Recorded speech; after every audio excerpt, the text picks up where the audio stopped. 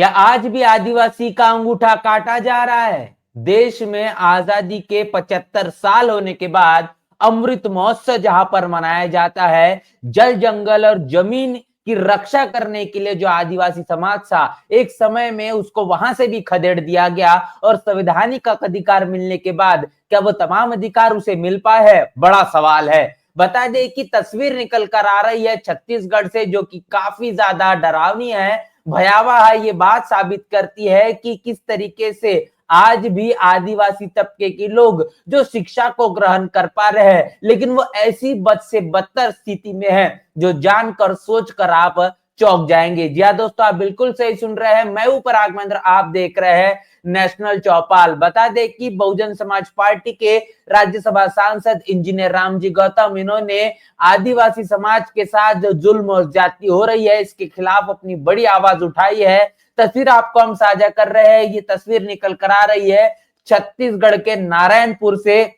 जहां पर और छोटे डोंगर के आदिवासी विद्यालय की तस्वीर है, जहां पर आप साफ तौर पर देख पाएंगे कि आदिवासी जो छात्र है वो कहने की शौचालय में शिक्षा ग्रहण करने के लिए मजबूर हो चुके हैं। शौचालय की ये तस्वीर है जहां पर साफ तौर पर आपको टॉयलेट सीट नजर आएगी, एक तौर पर बेड देखने को मिलेगा, वहां पर छात्र का बैग है मौजूद, इसके साथ साथ पास ही में एक टेबल है और टेबल पर कुछ किताबें हैं। ये आलम है इस देश के शिक्षा व्यवस्था का और उस तमाम जगहों का जहां पर आदिवासी तबका रहता है। छत्तीसगढ़ ये आदिवासी बाहुल क्षेत्र है और इसके बावजूद भी इस तरीके से बड़े पैमाने पर जो बहुजन समाज और खासतौर पर आदिवासी समुदाय के साथ उनके छात्रों को ऐसी जिंदगी जीने के लिए बद से बदतर जीवन जिस तरीके से वो जी पा रहे हैं, वो कहने का ये बात साबित करता है कि केंद्र के अंदर और खासतौर पर छत्तीसगढ़ में चलने वाली जो भारतीय जनता पार्टी की डबल इंजन की सरकार है, वो आदिवासी समाज को कहने का एक इंसान के नजरे से बिल्कुल भी नहीं देखती। दूसरी तस्वीर आपको दिखाएंगे। ये तस्वीर देखिए जहां पर छात्र किस तरीके से तमाम अपने सामानों को समेट रहा है, उसको ठिकाने पर लगा रहा है और वहां पर वो दिखाने की कोशिश कर रहा है कि किस तरीके से ऐसे विपरीत हालात में ऐसे जानवरों से भी बदतर जिंदगी जीने के लिए और उसके बावजूद भी वो कैसे शिक्षा ग्रहण कर रहा है, कैसे वो पढ़ाई कर रहा है, आखिर अपनी तमाम ध्यान को किस तरीके से पढ़ाई के लिए वो केंद्रित कर पा रहे हैं। ये कोई स्कूल नहीं है, ये हॉस्टल है, ये हॉस्टल का शौचालय है, तमाम कमरे भर चुके हैं और मजबूरन तौर पर अब किस तरीके से यहाँ पर शौचालयों में आदिवासी समाज के लोगों को,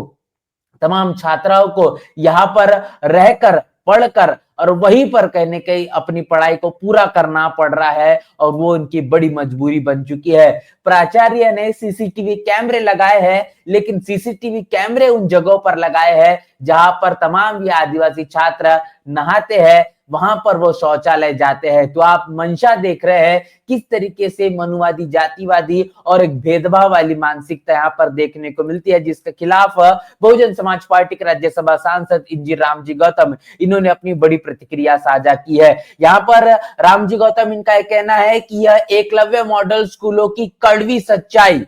और माननीय प्रधानमंत्री मोदी जी इस प्रकरण का संज्ञान ले और दोषी अधिकारियों के खिलाफ सख्त कार्रवाई करे। यह तो अमानवीय है और इसी तरह दलित और आदिवासी बच्चों के साथ सलूक किया जाता है इनका मनोबल डाउन करने के लिए। ये तमाम हालात इस तरीके से पैदा किए जाते हैं कि तमाम जो ऐसे आदिवासी तबके से, दलित तबके से आने वाले जो छात्र है, वो इस हालातों में शिक्षा ग्रहण करने के लिए अपनी मनस्थिति किसी भी तरीके से बना ही नहीं पाए, पहले ही उनका मनोबल तोड़ दिया जाए, जिसके कारण शिक्षा के को ग्रहण करने का जो उचित निर्णय है वो अपनी जिंदगी में न ले पाए। और इस देश के अंदर जो शिक्षा प्रणाली जिस मुताबिक चल रही है, वो नहीं चाहते कि इस देश का दलित, आदिवासी, पिछड़ा वो शिक्षा ग्रहण करे। अगर वो शिक्षित हो जाता है तो इस देश के अंदर चलने वाली तमाम मनुवादी ताकतें और सरकारों के खिलाफ आवाज उठाएगा और जब वो आवाज उठाएगा तो उनके सवाल इस देश में तमाम जो सरकारों की कुर्सियों को हिलाने के लिए काफी होंगे। और इस तरीके से ये दूसरी आप तस्वीर देखिए, जहां पर छत्तीसगढ़ में विष्णुदेव साय इनकी सरकार है, भारतीय जनता पार्टी की छत्तीसगढ़ में सरकार है, केंद्र के अंदर प्रधानमंत्री मोदी इनकी सरकार है, दोनों भारतीय जनता पार्टी की डबल इंजन की सरकार है, जहां पर आदिवासियों का जीवन बद से बदतर हो चुका है। एक तरफ देख रहे हैं कि कैसे हसदेव जंगल को बड़े पैमाने पर कटाई की जाती है और वहां पर खनिज संसाधन इतने बड़े पैमाने पर है, और वो तमाम जंगलों को काटकर तो उस जमीनों को अडानी और अंबानी के जिस तरीके से उनको देने का काम बड़े पैमाने पर होता हुआ दिखाई पड़ता है। और दूसरी तरफ आदिवासियों की जो हालात है वो इतनी ज्यादा दयनीय है, जहां पर आदिवासी रहता है, जहां पर जल जंगल और जमीन की वो सुरक्षा करता है, ऐसे तमाम जगहों से वहां पर उनको खदेड़ने का काम किया जा रहा है और उनकी उन तमाम जमीनों को जबरन हड़पने का काम इस देश के अंदर संविधान के 75 साल अमृत महोत्सव मनाने के बावजूद आजादी के